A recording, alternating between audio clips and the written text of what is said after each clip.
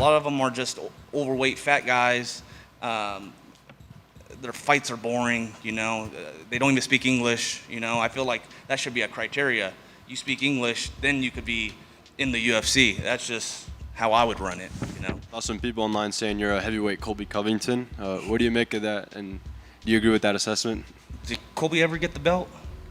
I don't compare myself to those type of guys. Chael, he didn't get the belt either, so. This is Josh Hokit, a former tight end in the National Football League who transitioned to mixed martial arts in 2023. He is the UFC's newest hateful bigot on their roster. I left the liberal snowflake NFL to do a real man's sport in a real man's promotion.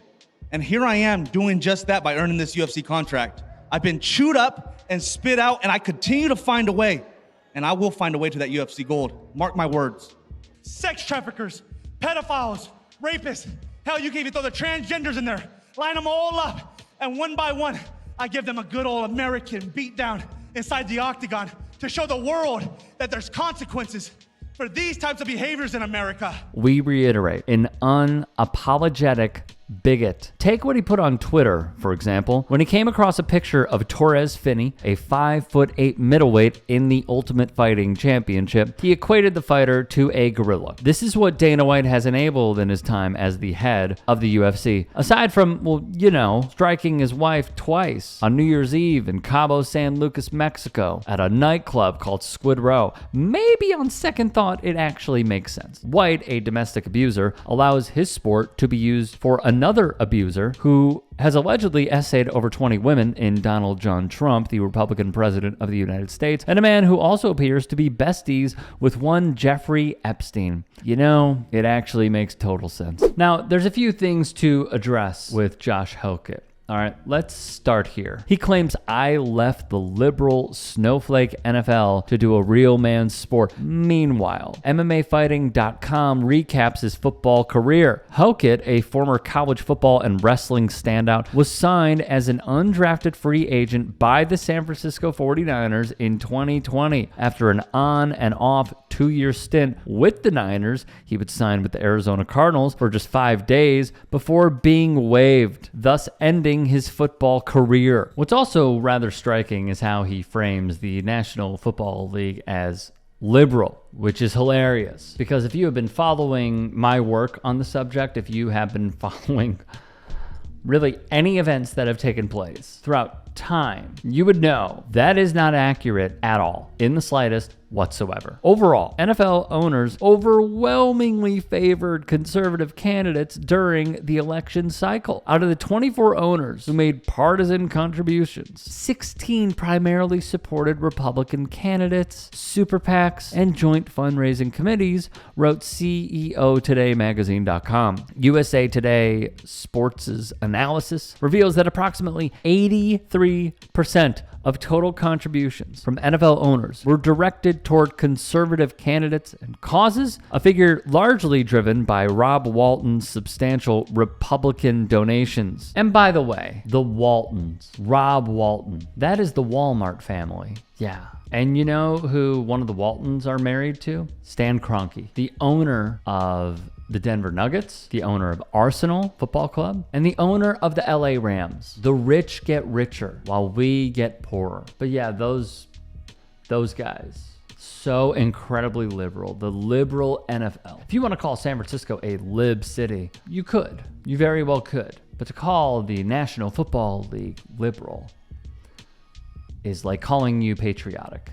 It is inaccurate. MMA Mania's Ryan Harkness also wrote of Hokit's ascension in the sport with this paragraph in his piece. This isn't a surprise to anyone who's followed Hokit's rise. He caught some attention following an LFA win on UFC Fight Pass when he called Michelle Obama a man. He also made several Instagram videos insulting his Contender Series opponent for being Brazilian, including one he deleted where he said, if you came to America back in the day, they'd call you a N-word. Ben Davis, a broadcaster, would tweet above another racist video put up by Hokit, and the message would read as follows. Bro's doing the racist and transphobic shtick all for a 10K contract because he couldn't cut it in the National Football League. It seems insecure, and I doubt this guy lasts long in the Ultimate Fighting Championship. You know, when I saw this, I first thought that it was the WWF.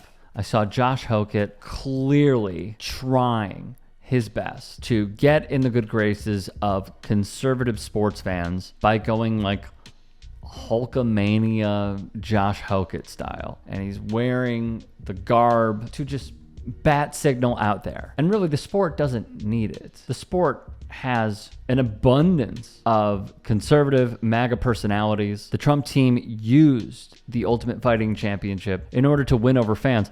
A league that once established itself as anti-establishment. Now it is pro-fash. They literally trot out fascists and members of a fascist administration, who of course are fascists as well. And they will line them up cage side. You'll see Robert F. Kennedy Jr., Tulsi Gabbard, Kash Patel, J.D. Vance, Ted Cruz. And you'll also see Donald Trump ignore Cheryl Hines, which is kind of awesome. I'm not going to lie. And from what was once deemed as human cockfighting by John McCain is now way in the bag for Donald Trump and the Make America Great Again agenda. So when I look at Josh Hokit, what I see is a man who cannot spout one truth. He is playing into the anti-trans rhetoric that one Sean Strickland did until now. He has gone into pure obscurity, irrelevance. I don't know why I said that. And from what I see, the question about him being a Colby Covington 2.0 is beyond accurate, beyond, because he's saying the same exact things that one Colby Covington did. And to add another layer, it is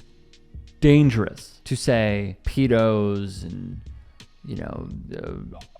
rapists and molesters and traffickers in with trans people. That is despicable. And if this were to be a normal league where there would be a shred of decency and morality, he would be sidelined for those comments. What really irks me is when you see professional athletes just go along with it and they don't say, hey, this is a marginalized community that continues to be oppressed, where the head of the NCAA said in testimony to Congress that there are less than 10 trans NCAA athletes. In some states, they can't even find a case of a trans athlete competing. But this is the big hoopla within conservative circles. It is pathetic. And here's another thing. I am able to watch, if I really wanted to, which I don't, Josh Hokit compete.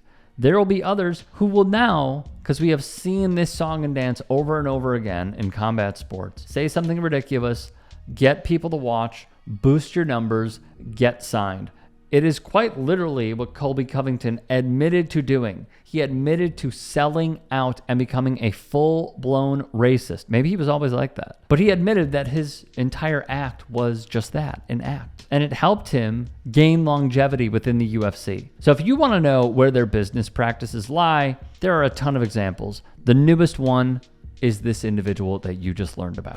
Hey, I appreciate you watching. Now, if you can, please do become a channel member by going to youtube.com/TYTsports and clicking the join button. If that's too much for you, you can just go to tyt.com/join to become a member. It helps all of us out here at the Young Turks and keeps our network afloat. In addition, you could follow me on my socials on Twitter, Instagram, and TikTok. Appreciate the love. Have a great day.